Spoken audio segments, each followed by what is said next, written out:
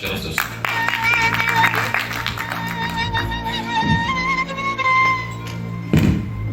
أول ما ندي الجول نصلي على اللي ذكره يخضر الصحراء. نبي عربي لا كان يكتب ولا يقرأ، لكنه علم العالم وساوى بين غني وفقراء صلى الله عليه وسلم. أمدح في طه شرف لي وأصلي ظهري وعشايا، لما بدالي وشرف لي من نور أنا نسيت عشايا صلى الله عليه وسلم. لما كانت بيوتنا بالطين طيب النوايا كان مدفيها، دلوقت مسلح وبلا طين والكره هو مد فيه.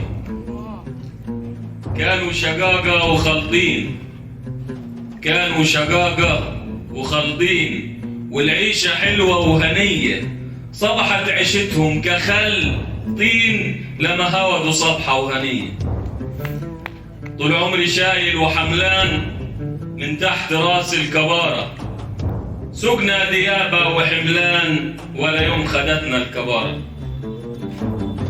آخر أوراق التوت بعد المسافة.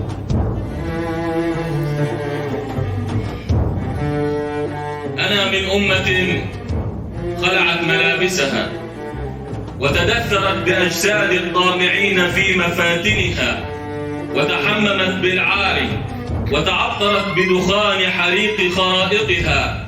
من يذكر طعم العزة بين قصائدها، من يذكر لون النصر إذا ما رفعت رايتها. ترقص للقاسي والداني ويباع العرض إذا ما بيع بفضل دياثة سادتها. غزلت بالخمر وسادتها وسرير الشرف كساه الوحل، وباع السادة عورتها.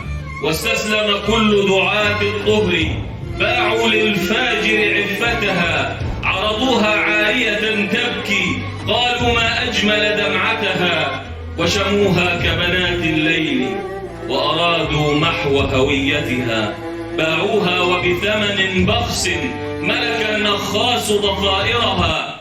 أوراق التوت هنا سقطت وهوى آخر ما يسترها. هل يظهر من بين الناس من يجمع كل ملابسها؟ هل يظهر من بين الناس من يكسر حاجز ذلتها؟ من يستر حالا عورتها ويعيد صياغة قصتها؟ شكرا.